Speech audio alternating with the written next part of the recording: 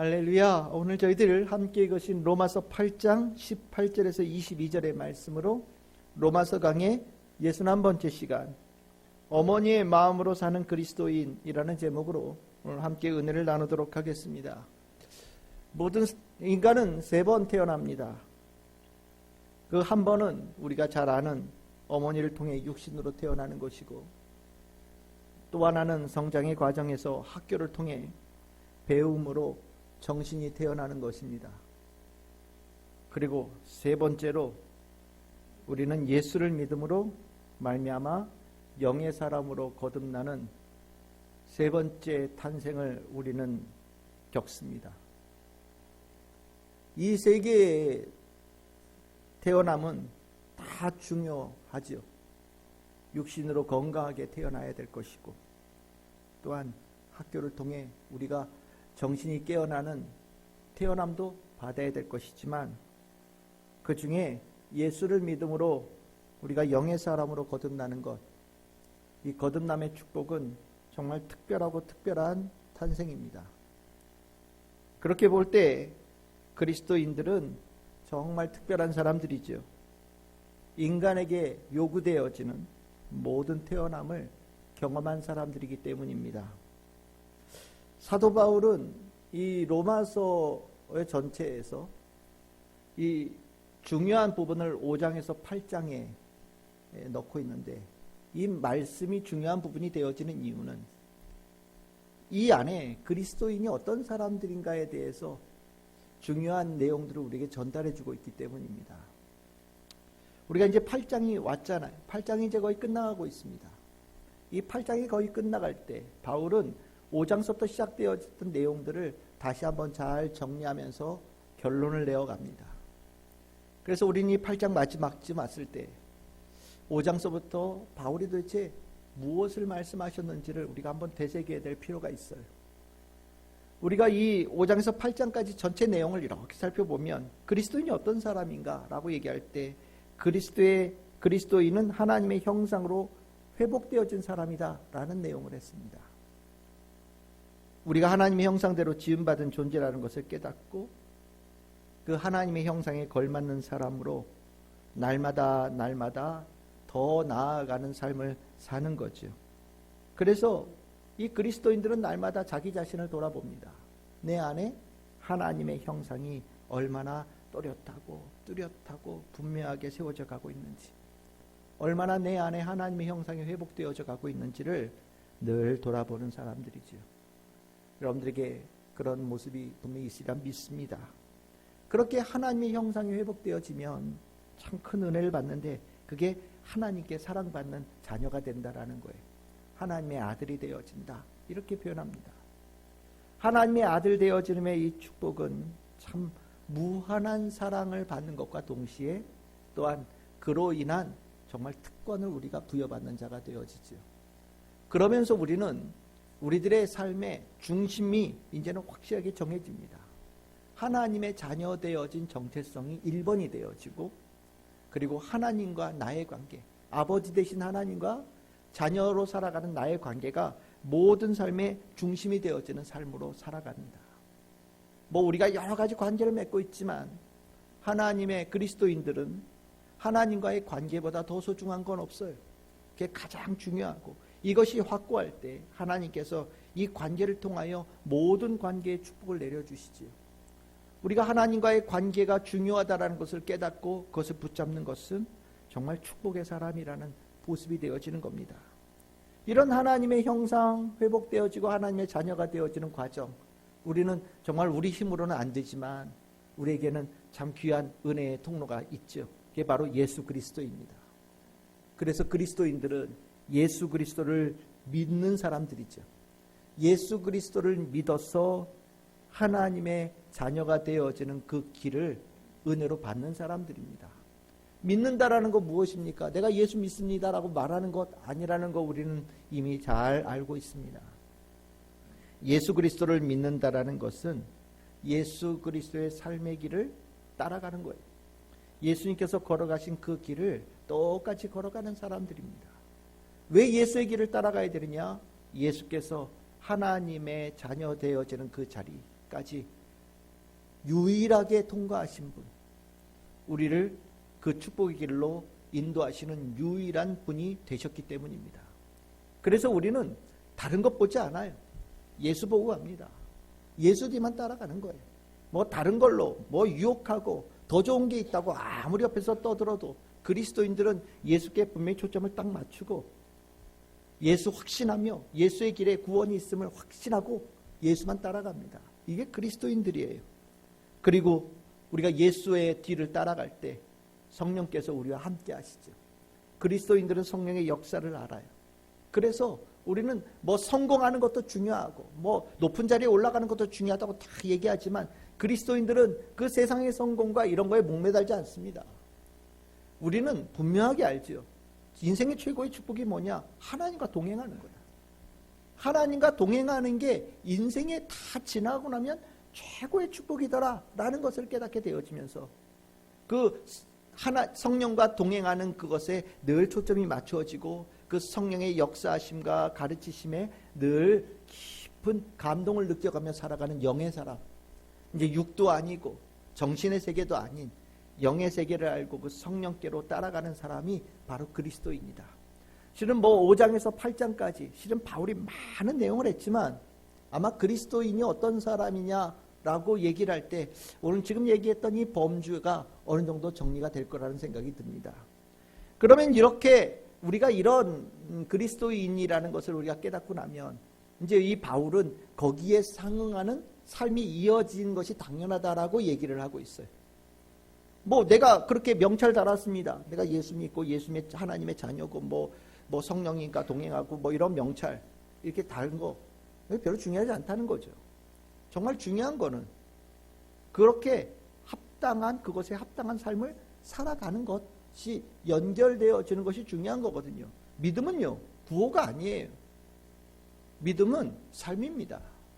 실질적인 삶이에요. 믿음은 실제로 살아내면서 하나님의 능력이 나타나는 거거든요. 우리가 이렇게 하나님의 자녀로 이 땅에 살아간다는 거 쉽지 않아요. 예수만 보고 살아간다라는 거 실은 수많은 유혹들이 있고 수많은 소리들이 있어서 정말 그것이 정말 쉽지 않은 과정을 갑니다. 때에 따라서는 성령을 따라간다라고 얘기를 할 때 수많은 사람들의 조롱도 있을 수 있어요. 정말 우리가 믿음 생활하면서 이 땅에 살아간다라는 거 정말 쉽지 않은 수많은 역경을 극복해야 갈 수 있는 거예요. 그런데 왜? 그럼에도 불구하고 수많은 존재들이 그거 별거 아니라고 계속해서 붙잡고 또 거짓으로 유혹하고 방해하고 할지라도 왜 우리는 하나님의 사람들로서 그리스도인의 그 정체성에 걸맞는 그 삶을 계속해서 추구하느냐? 여러분들 왜 신앙생활 하십니까? 왜 내가 최선을 다하여서 하나님 믿는 삶을 살아가십니까? 여기에 분명한 단어가 여러분들의 머릿속에 딱 떠올라야 돼요. 그게 뭐냐? 영광이라는 거예요. 영광이 있기 때문입니다. 이 그리스도인의 삶에, 참된 그리스도인의 삶에 영광이 있기 때문에 우리는 이 길이 복된 길이고 생명의 길이고 진리의 길이고 하나님께서 허락하신 유일한 길이라는 것을 확신하며 나아가는 거예요. 이것이 영광에 관한 부분이 내 눈앞에 보이지 않는다면 신앙생활하기 정말 쉽지 않아요. 왜 그런 얘기 있잖아요. 내가 무슨 영광을 보려고 이걸 하고 있지? 실은 잘 살다가도 갑자기 머릿속에 의심이 들고 회의가 들 때가 있거든요. 신앙생활도 매한가지예요. 막 헌신하고 봉사하고 사랑하고 주에 섬기는 일들 막 하다가 어느 날 갑자기 마음속에 사단이 주는 생각이 딱 들 때가 있습니다. 내가 무슨 영광을 보려고 이런 일을 하지? 사단이 그러죠. 너 그거에서 무슨 유익이 있길래 그걸 하려고 하냐? 라고 속삭일 때가 있어요. 그때 우리가 하나님의 영광이라고 하는 중요한 목표지를 딱 설정한 것이 만약에 부족하다면 그것께 귀가 이만큼 커져요. 그럼 맞아. 내가 무슨 영광을 보려고 내가 그걸 했지? 차라리 그 시간에 내가 좋아하는 거 하고 내가 그 돈으로 내가 맛있는 거 사 먹고 내가 재밌는 거 하는 게 훨씬 더 낫지 않을까? 나에게 더 유익이 되지 않나? 이런 생각들로 귀가 갑자기 커지면서 휙 끌려가는 경우들이 생기는 거예요. 여러분들 그리스도인에게 하나님의 영광이라고 하는 이 목표지는요 굉장히 중요한 거예요. 바울은 계속해서 로마서 안에서 여러분들 나중에 찾아보십시오. 로마서 안에 하나님의 영광이라고 하는 단어가 굉장히 중요한 자리마다 나와요. 이게 그리스도인의 중요한 목표지가 되기 때문입니다. 그리스도인이 되지 않고는 영광을 모릅니다.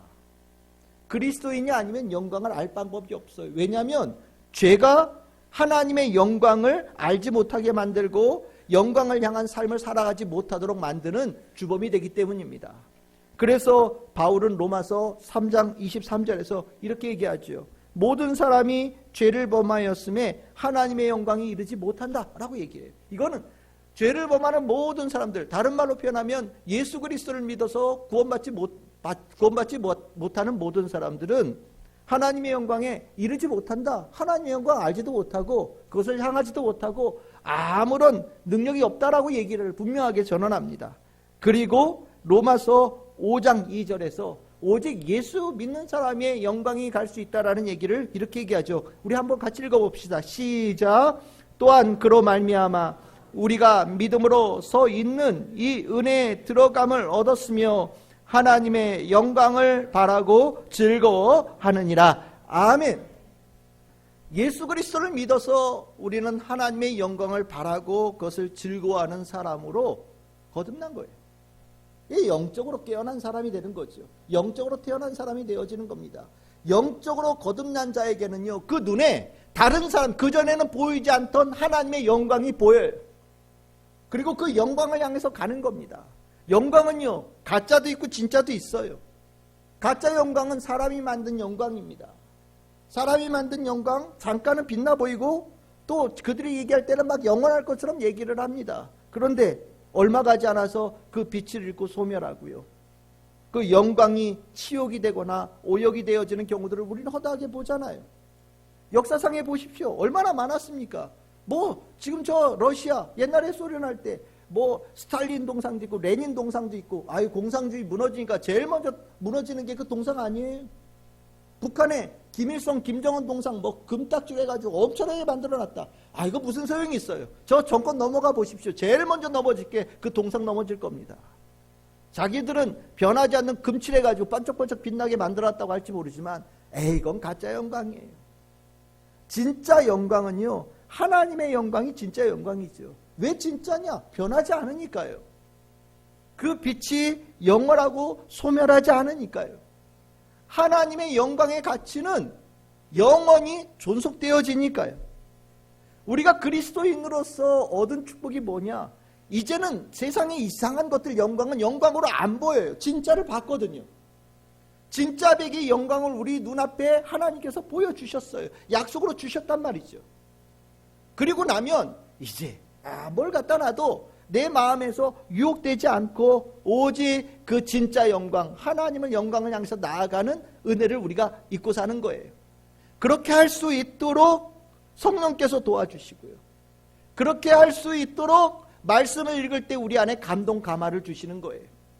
영광을 향한 그 은혜가 우리가 신앙생활 하는 가운데 그 풍성해질 때 삶에 용기가 생기고요. 삶의 능력이 생기는 거예요. 오늘 우리가 예배를 드립니다. 오늘 이 예배 그냥 사람의 말을 드리려고 한다면 이 예배 무슨 소용이 있겠습니까? 그런데 이 자리는 하나님께서 축복하신 자리고 하나님께서 인도해 주신 자리란 말이죠. 오늘 여러분들이 예배를 드리러 왔는데 여러분들이 예배를 통하여서 얻게 되어지는 것은 하나님의 영광이 내 안에 충만해지는 거예요. 그리고 나면 내가 한 주간 동안 살아가면서 바르게 살아갈 수 있는, 진리의 길을 걸어갈 수 있는 힘이 생기는 겁니다. 그 영광을 향해 나아가는 것을 누가 막을 수 있겠습니까? 아무도 막을 수 없어요. 진리의 확신을 가지고 나아가는 그 멋진 삶은요, 가면 갈수록 반짝반짝 빛나고 높이 높이 올라가는 은혜를 입는 겁니다. 하나님의 영광을 바라지 않는다? 그런데 내가 교회를 다닌다? 그리스도인이라고 얘기할 수 없는 겁니다. 그럼 그리스도인이 아니에요. 나의 영광을 위해서 교회 다닌다? 그거 가짜죠. 하나님의 영광이 내 눈에 보이지도 않고 내가 그것을 추구하지도 않는데 무슨 그게 그리스도인이고 그게 무슨 하나님의 사람이고 그게 무슨 하나님의 자녀입니까? 그렇지 않아요. 그리스도인들은요, 하나님의 영광을 바라보고 사는 거예요. 그것을 따라가는 거예요. 그 길을 예수가 가셨고요. 우린 예수를 따르는 제자가 되어서 그 길을 똑같이 밟아가고 있는 거거든요. 내가 그리스도인으로 제대로 살고 있는가? 한번 점검해 보실 때 중요한 건 내가 이 안에 하나님의 영광을 소망하며 살고 있는가? 내 눈에 분명하게 뚜렷하게 내가 가야 될 방향과 목표지가 설정되어져 있는가? 점검해 보시면 돼요. 하나님의 영광, 그리스도인에게서 꼭 필요한 단어입니다. 그러면 또 이거 말고 또 있냐? 5장에서 8장에 우리 요 근래에 계속해서 나누었던 단어들 있죠. 그 고난이라고 하는 단어입니다. 고난이 있어요. 고난도 그리스도인에게 중요한 부분으로 얘기를 합니다. 영광이 있는데 참 신기한 게 영광에 꼭 따라오는 게 있다라는 거예요. 영광에 참 어김없이 나타나는 게 고난이라는 겁니다. 역경, 환란 이게 꼭 붙는다라는 거예요. 짝꿍 같아요. 영광으로 가는 길에는 어김없이 고난이 나타나더라. 그래서 로마서 8장 17절 18절 자녀이면 또한 상속자, 하나님의 상속자요 그리스도와 함께한 상속자니 우리가 그와 함께 영광을 받기 위하여 고난도 함께 받아야 할 것이니라. 생각하건대 현재의 고난은 장차 우리에게 나타날 영광과 비교할 수 없도다. 바울이 얘기했던 내용이 바로 이 내용입니다. 여러분들 이 장차 있을 영광과 그리스도인은 하나인데 이 영광을 우리에게서 잊어버리게 하려고 방해하는 요소들이 반드시 나타난다. 그게 고난이라고 표현되어진다 라고 얘기하는 겁니다. 여러분들 고난 우리에게 삶에 여러분들 혹시 여기는 나는 없는 것 같은데 나는 뭐 특별히 고난, 역경, 환란 없는 것 같은데 내가 믿음 때문에 예수님 때문에 내가 신앙생활하면서 어려움 겪는 거 없는 것 같은데 만약에 나는 아닌데요? 라고 얘기하는 분들이 있다면 잘 생각해 보세요. 정말 하나님의 영광을 향해 가고 있는지. 하나님의 영광을 향해 가지 않으면요 사단이 굳이 고난을 통해서 다시 한번 생각하게 할 필요가 없는 거예요. 그냥 그 길 쭉 가면 낭떠러지거든요. 그 길 쭉 가면 망하는 길이거든요. 그런데 자기는 하나님의 영광을 향해서 간다고 생각하니까 사단은 그래 계속 가 그리고 냅둡니다. 하지만 하나님의 영광을 향해서 갈 때는요 사단이 꼭 방해를 해요. 역경을 준단 말이죠. 그래서 우리는 영광과 고난이 함께 오는 것이라는 것을 우리는 바울이 얘기하고 있다는 것을 보게 됩니다. 그러면 이 고난, 역경 이 부분에 대해서 우리가 깨달을 게 뭐냐? 그 영광을 향해서 가는 그리스도인들에게 중요한 하나의 능력이 필요한데 이 고난, 역경, 환란을 잘 참아내거나 아니면 해결을 하거나 아니면 극복할 수 있는 능력이 필요하다라는 거예요. 다른 말로 표현하면 그리스도인들에게는 특별한 능력이 있어야 되는데 그 능력은 고난을 해결하고 고난을 참아내고 고난을 극복하는 능력이라는 거예요. 내가 그리스도인으로서 제대로 살아가고 있느냐라는 것을 점검할 때 나는 정말 고난을 잘 해결하는 능력을 내가 갖추고 있는가? 내가 고난을 잘 참아내는 능력을 가지고 있는가? 고난을 극복해낼 수 있는 힘을 가지고 있는가를 점검해 봐야 된다는 겁니다. 그리스도인들은 특별한 거예요. 왜요? 영광을 바라보니까 어려움을 참아내요. 인내할 수 있다는 거예요. 하나님의 영광의 때가 분명히 정해져 있거든요. 그러니까 기다릴 수 있어요. 하나님의 때는 반드시 오거든요. 기다릴 수 있고 참아낼 수 있고 하나님의 역사하심을 기대하면서 가는 거예요. 아까 우리 찬양했잖아요. 우리는 기대하고요. 그치요? 기도하고. 우리 그렇게 사는 거예요. 그것이 그리스도인에게 정말 특이하게 나타나는 모습이라는 겁니다. 하나님 믿기 전에 영의 사람 되기 전에는 못 참아요. 못 참아요. 여러분들 육의 사람으로만 태어난 것으로 사는 사람들이 있습니다. 어떻게 할까요? 배꼽 시계 울리면 그 순간 넘어집니다. 배 고프면 눈에 뵈는 게 없어요. 육의 사람으로 살면 제일 못 참아요. 이런 사람들 너무 쉽지요. 육의 욕망을 채워주면 되는 거예요. 배고픈 사람 밥 먹여주고 졸린 사람 재워주고 그러면 이 사람은 세상 좋은 사람이 되어져요.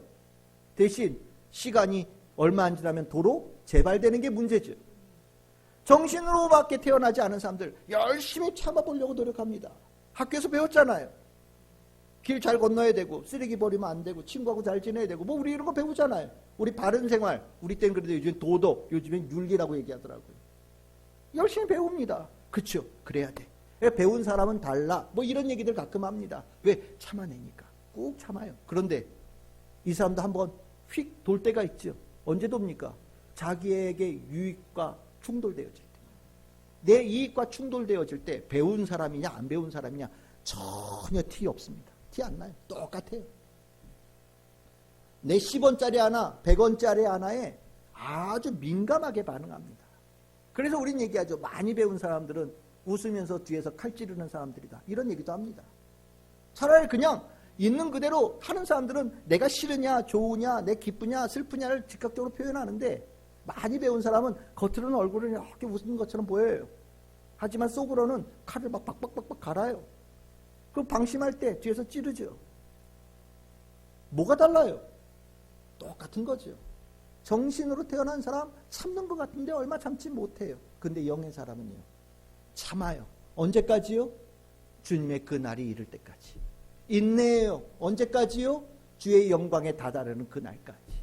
나는 기다릴 수 있어요. 언제까지요? 주님의 때가 이를 때까지. 다른 거예요.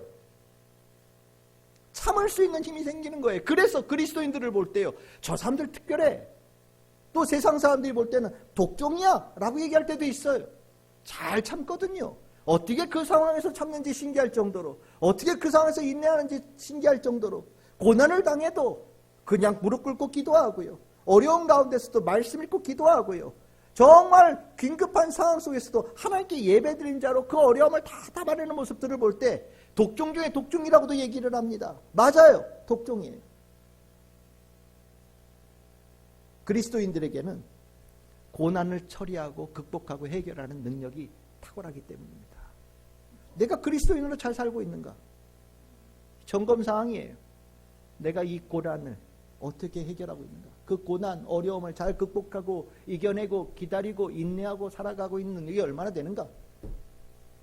하나님의 영광의 때를 기다리면서 그것을 해내고 있는가? 보시면 되는 겁니다.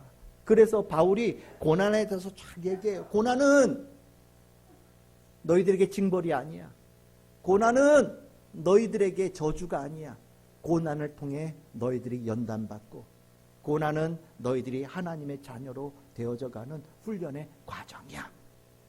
나 믿고 하나님 믿고 예수님 믿고 기다려라 라고 바울 얘기하는 거거든요. 이 말씀이 여러분들의 심령에 깊이 새겨져 있음을 믿습니다. 우리가 그동안 나누었던 말씀이에요. 이 그리스도인 영광, 그리고 그 가운데 꼭 짝트러 모는 고난, 이 두 가지 우리가 그리스도인으로 살아가면서 특별한 모습 중에 하나, 모습입니다. 그런데 오늘 여기에 오늘 또 하나의 주제를 더하려고 그래요. 오늘 읽었던 본문에 나오는 말씀입니다. 오늘 설교 제목이 뭐였습니까? 어머니의 마음으로 사는 그리스도인이에요. 어머니의 마음으로 사는 그리스도인이라는 게 도대체 뭐냐?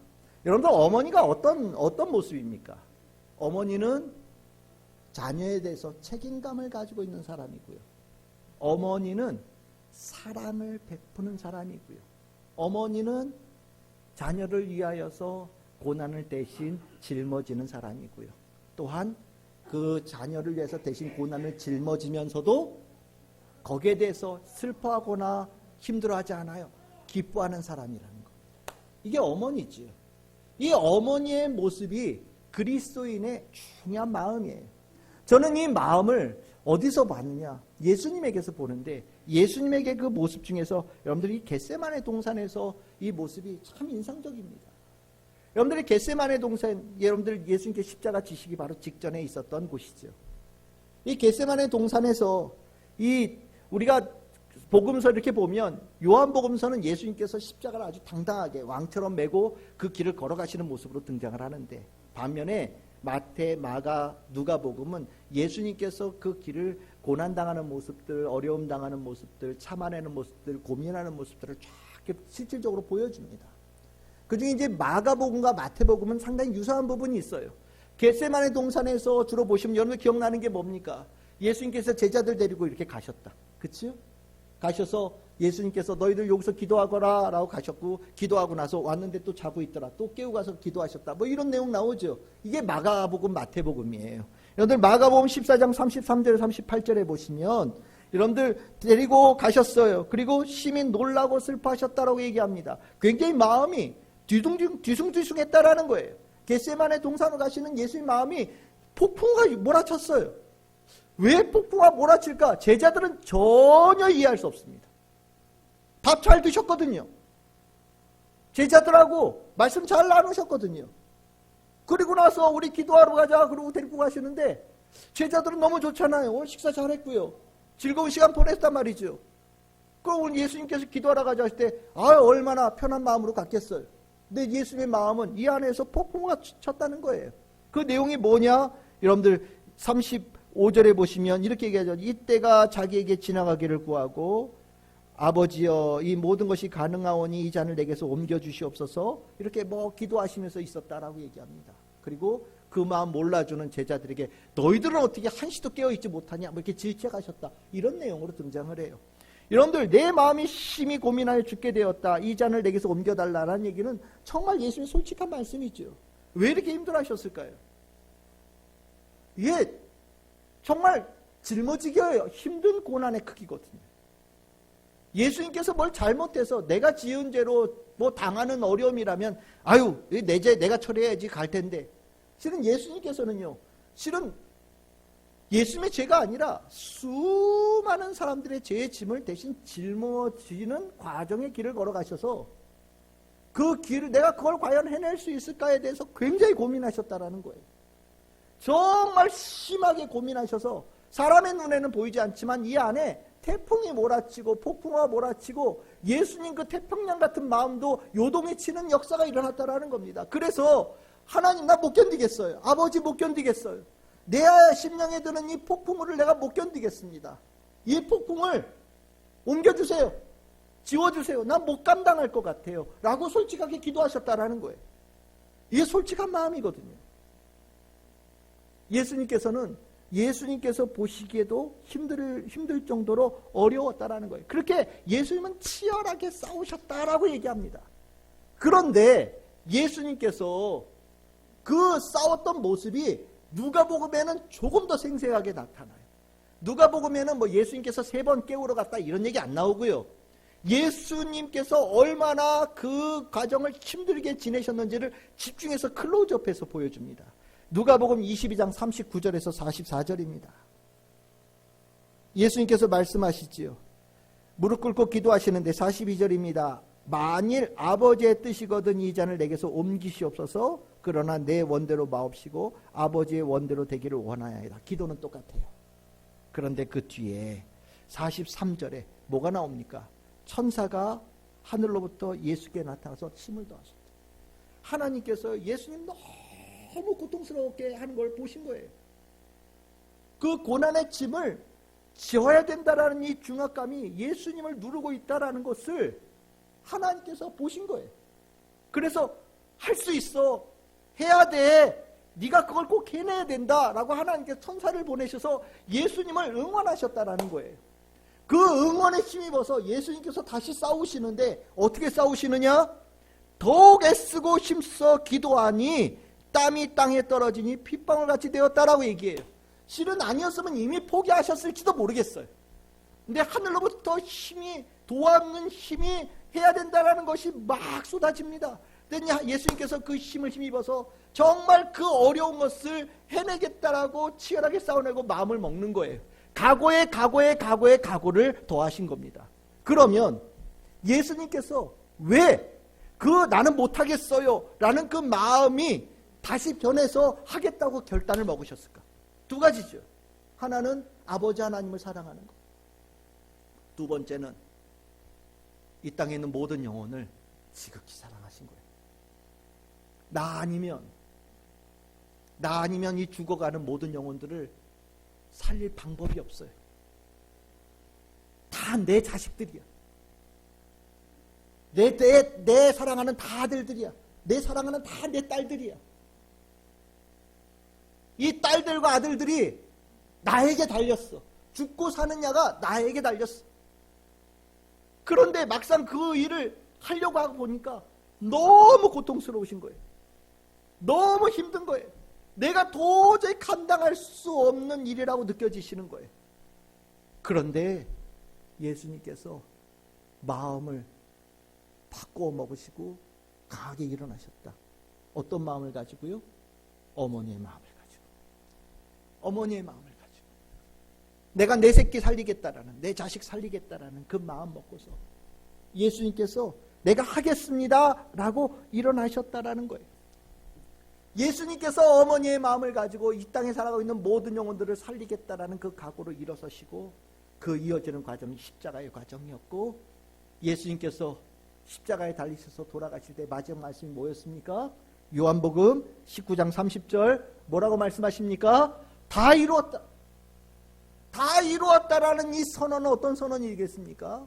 겟세마네 동산에서의 예수님의 마음을과 연결시킨다면 어머니의 사랑하는 마음으로 자식 살리고자 하고 나섰고, 그 죽을 만큼, 아니 죽기보다 더 힘든 고통을 예수님께서 진짜로 감당하셨고, 그리고 나서 마침내 그 정말 불가능해 보이던 그 일을 예수님께서 드디어 했어. 내가 어머니로서, 내가 사랑하는 아버지로서 이 자녀들을 위해서 내가 해야 될 일을 다 했어 라고 선언하시는 예수님의 선언이라는 거예요.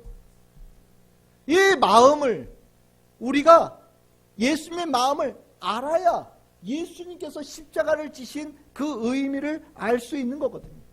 예수님은요, 모든 영혼에 대한 책임감을 가지고 있었어요. 그 책임감은 내 자녀를 향한 마음으로 그들을 살리겠다라는 그것이 예수님의 사명이 되어지는 마음을 가지고 계셨습니다. 이게 예수님의 마음인데, 중요한 거는 이 예수님의 마음을 우리가 가져야 된다라는 거예요. 예수님으로 인하여서 영의 사람이 되어지고 난 다음에 우리 안에 일어나는 중요한 변화가 무엇이냐면, 이 어머니의 마음, 겟세마네 동산에서 정말 땀방울이 핏방울이 되도록 그 치열하게 어려움을 싸워내시고 해내겠다고 일어선 그 마음, 모든 영혼들을 살리기 위해서 내가 그들의 집을 대신 짊어지겠다는 이 결단의 마음을 예수님만 갖는 게 아니라 우리에게도 요구하신다는 겁니다. 그럼 우리는 누구한테 책임이 있는데? 여러분들 읽었던 본문, 오늘 로마서 8장 19절입니다.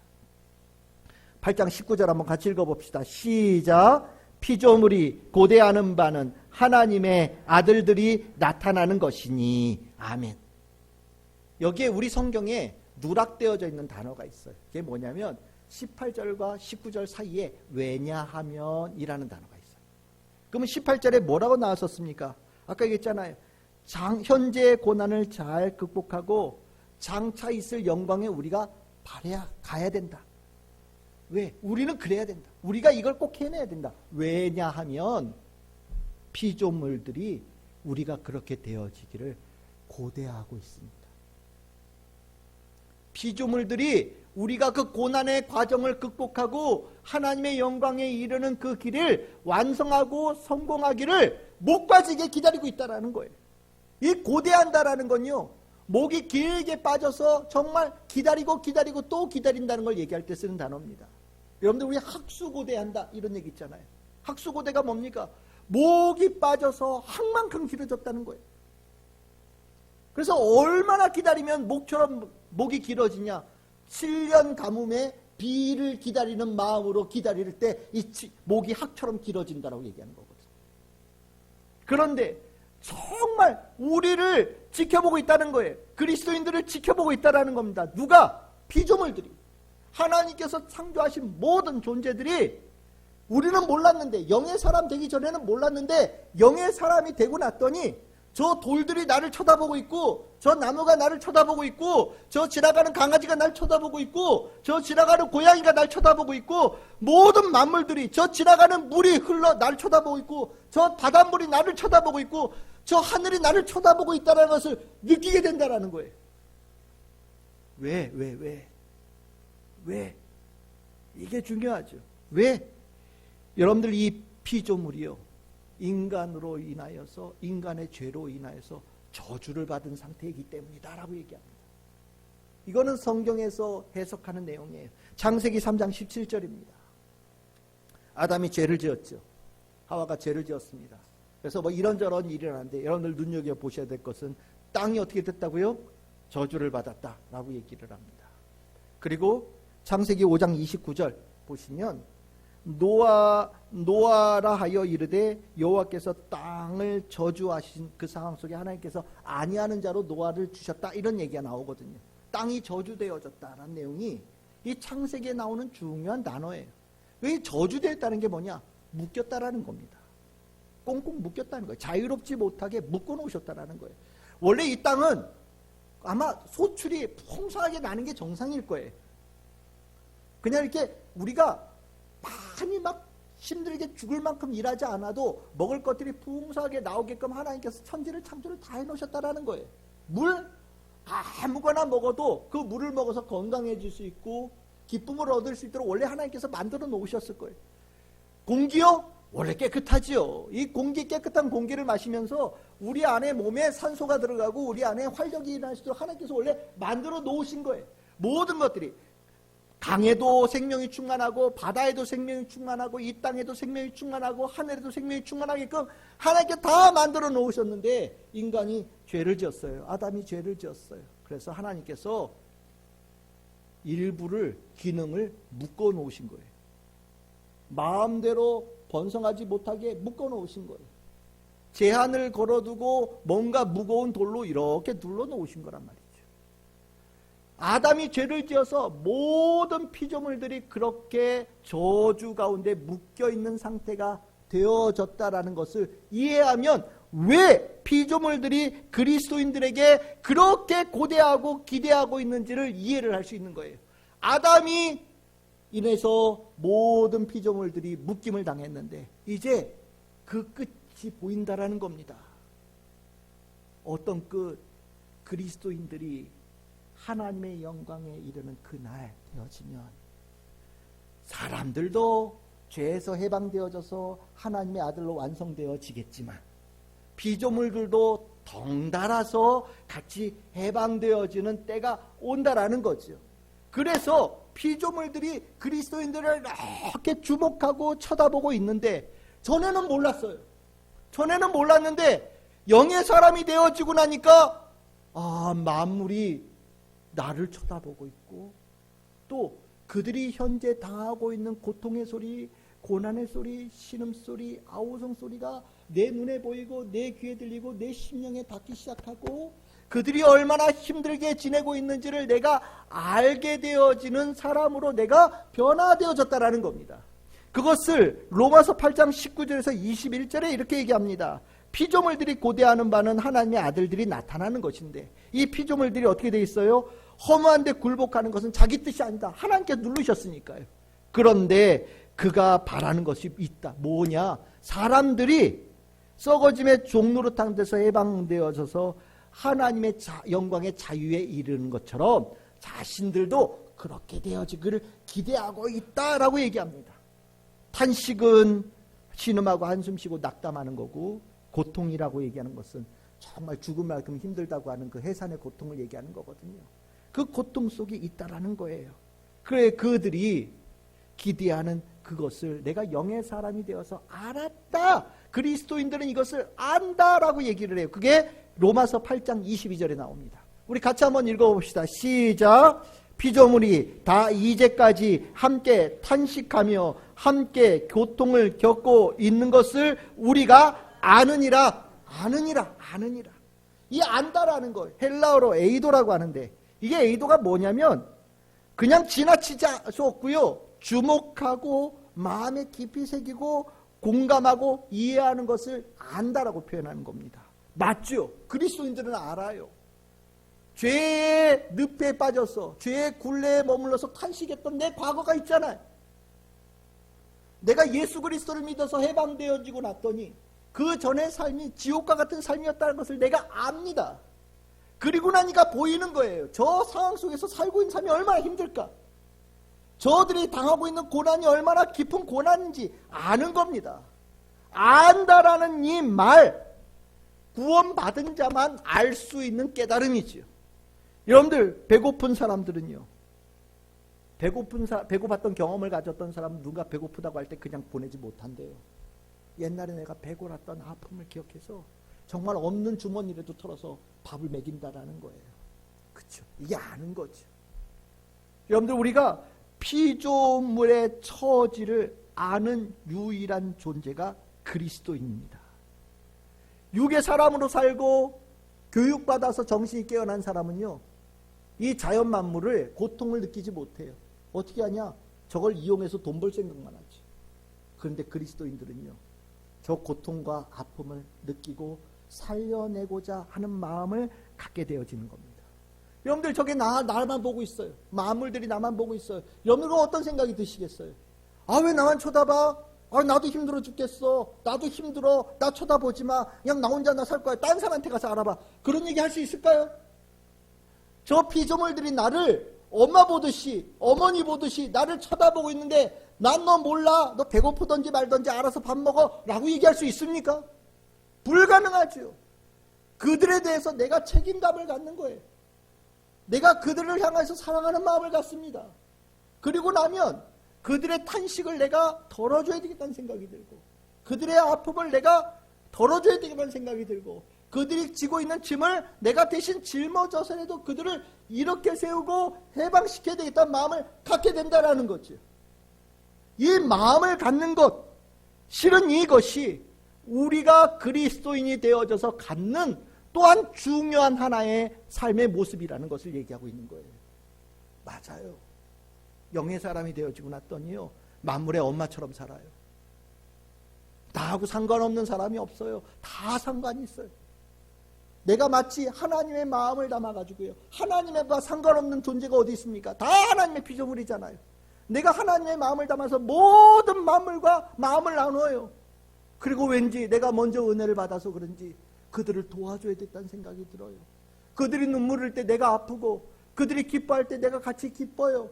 그들이 세워질 수 있다는 생각이 들어요. 내가 예수님처럼 겟세마네 동산에서 내가 어머니의 마음을 가지고 십자가를 지고 나아갈 때 그들이 일어설 수 있다는 생각이 드는 거예요. 내가 아니면 살릴 사람이 없어요. 내가 아니면 일으킬 사람이 없다라는 거예요. 그래서 그리스도인들은요, 참 오지랖 넓죠. 관여하지 않는 데가 없어요. 불쌍하게 보이고 안타깝게 보이고 그들의 탄식이 들리고 고통이 보이면 달려가는 거예요. 그걸 통해서 내가 좀 힘들고 어려워질지라도 마음이 향하는 것을 멈출 수가 없어요. 이게 영의 사람이라는 겁니다. 그래서 예수님께서 하신 말씀, 마태복음 16장 24절, 여러분들 너무나도 잘 아시는 구절이에요. 같이 읽어봅시다. 시작. 이에 예수께서 제자들에게 이르시되 누구든지 나를 따라오려거든 자기를 부인하고 자기 십자가를 지고 나를 따를 것이니라. 아멘. 이 십자가 뭘까요? 어머니의 마음을 가지고 피조물들의 탄식, 고통을 대신 짊어지는 것, 이게 바로 십자가거든요. 예수님께서 내가 너희들의 십자가 져줬다. 너희들이 해방되어진 자로 이제 너희들은 또 다른 책임감을 가지고 십자가 지고 가거라. 세상의 고통을, 세상의 아픔을 대신 짊어지거라. 힘들고 어려운 길에 발벗고 나서거라. 고난되어지는 그 길에 먼저 달려가거라. 진짜 사랑하는 마음으로, 그들을 살리겠다라는 마음으로 아무리 힘들어도 포기하지 말거라. 너희들이 그들에게 유일한 희망이다 라고 예수님께서 말씀하시는 거예요. 너희들이 그 십자가를 지고 갈 때 만물들이 살아날 수 있는 기회가 있다라고 주님께서 말씀하시는 겁니다. 할 수 있느냐? 하기를 원하느냐? 그 삶의 가치를 아느냐? 우리에게 물어보시는 거예요. 우리 이거 해야죠. 왜요? 이 끝에 뭐가 있기 때문에? 영광이 있기 때문에. 이 길의 끝에 영광이 있다라는 거예요. 이 십자가를 지고 가는 그 길의 끝에 영광이 있어요. 그 영광이 있기에 우리는 그 과정에 어떤 것도 감내하며 나아가는 그리스도인의 삶을 살아야 된다라는 겁니다. 내가 그리스도인으로 제대로 살고 있는가? 라고 점검할 때 이 모습 굉장히 중요합니다. 만물의 고통 소리가 들리십니까? 아프고 모자르고 힘들어하고 쓰러져 있고 좌절하고 있는 사람이 눈에 들어오십니까? 그들의 삶이 내 손에 달려있다는 책임감이 느껴지십니까? 하나님 모르고 예수님 모르고 죽어가는 이들을 향한 책임감을 마음에 가지고 계시고 그들의 짐을 내가 대신 짊어져서라도 그들을 살려야 되겠다라는 각오가 여러분들의 마음에 있으십니까? 이게 그리스도인이에요. 이게 그리스도인이에요. 그리스도인들을 통해서 그래서 세상이 환하게 바뀌는 겁니다. 고통이 줄어들기 시작하고, 아픔이 줄어들기 시작하고, 절망이 떠나가기 시작하고, 죽음의 사망의 권세가 떠나가고 그 자리에 대신 생명의 씨앗이 심어져서 성장하는 역사가 일어나는 거예요. 그게 그리스도인들의 가치예요. 우리는 이기적으로 살라고 하나님께서 우리에게 은혜를 주신 게 아니에요. 예수님의 모습은 우리가 따라가야 될 모습이고, 예수님의 모습 속에 우리가 해야 될 사명감이 보이고요. 그 안에 어머니의 마음 담아서 그 일을 가야 되는, 참으로 눈이 열리고 마음이 열리고 영이 다시 새롭게 태어난 영의 사람이 바로 우리입니다. 오늘 이 말씀은 우리가 그리스도인들에 대해서 이렇게 저렇게 얘기할 수 있는 그 모습 중에 중요한 내용이에요. 우리가 이 부분을 보너스, 엑스트라처럼 생각을 해요. 이거는 좀 일부 사람들이 하든지 말든지, 이건 해도 좋고 안 해도 되고, 하면 좀 더 복을 받을 수 있을지 모르겠는데 뭐 안 해도 뭐 특별하게 뭐 해는 없는, 뭐 이 정도로 생각합니다. 그렇지 않아요. 십자가를 지고 예수를 따르는 자가 제자예요. 이 얘기는 예수님께서 말씀하실 때 필수의 요소로 말씀하신 겁니다. 이제 말씀을 정리하겠습니다. 그리스도인들 어떻게 사는 사람들이냐? 아까 영광을 바라본다고 그랬죠. 영광이 뚜렷하겠죠. 그 영광을 향해서 가는 사람이 하나님의 영광, 진짜 영광을 향해서 가는 사람들입니다. 그리고 영광에 꼭 짝처럼 다가오는 고난이 있어요. 역경이 있습니다. 환난이 있어요. 그런데 그리스도인들은요, 그 영광을 바라보기에 이 고난, 역경, 환난을 극복하고 참아내고 인내하고 그렇게 해내는, 이겨내는 능력이 탁월한 사람들이에요. 달라요. 그래서 이 환난이 힘을 못 써요. 오히려 이 환난이 하나님의 사람을 더 굳건하게 만들어가는 동기가 되어집니다. 훈련이라고도 얘기하고 연단이라고도 얘기하는 거예요. 그리고 나서 여기에 또 하나가 있죠. 뭔가 더 적극적으로 예수님의 마음을 담아서 이제 책임감을 가지고 살아가는 거예요. 이제까지 나 하나의 구원에 매달리는 삶이었다면 이제 눈이 확 열리는 겁니다. 나, 내 가정, 내 자녀, 내 이웃, 이 사회, 온 지구, 아니 온 자연생태계, 온 우주에 대해서 눈이 확 열리는 거예요. 모든 것에 대해서 내가 연관되어 있다는 것을 깨닫고 책임감을 갖습니다. 그 사랑하는 여러분들의 눈에 하나님께서 들어오게 하시는 이들이 있어요. 들리게 하시는 이들이 있습니다. 마음에 두게 하는 이들이 있어요. 여러분들 책임이에요. 하나님께서 여러분들이 맡기신 거예요. 여러분들이 담당해야 될 사명입니다. 여러분들이 어머니의 마음으로 그들을 품고요, 그들을 짐을 대신 짊어줄 때 그들이 일어나고 그들이 살아나는 거예요. 그게 구원입니다. 하나님의 사람을 통해 하나님께서 기대하는 바예요. 우리에게 그 일을 원하셔요. 그게 그리스도인이에요. 우리는 그렇게 살아가는 겁니다. 내가 어찌 그리스도인으로 잘 살아가고 있는가? 만약에 궁금하다면 내 마음에 이 귀한 마음이 얼마나 충만한지 여러분들 돌아보시기를 바랍니다. 그리스도인들 굉장히 고귀한 사람들이고요, 굉장히 고결한 분들입니다. 하나님의 자녀이기 때문이고요, 또 하나님의 영광이 분명하게 살아있기 때문입니다. 우리 참 즐거운 게 모든 성도들 그렇게 고귀하고 존귀한 삶 잘 살아내고 어머니의 마음을 품고 이 세상을 살아가며 여러분들 통해 누군가가 살아나고 태어나고 회복되어지고 일어서는 역사가 풍성하게 일어나는, 참 아름다운 역사가 여러분을 통해서 풍성하게 일어나는 축복이 있기를 주님의 이름으로 축복합니다.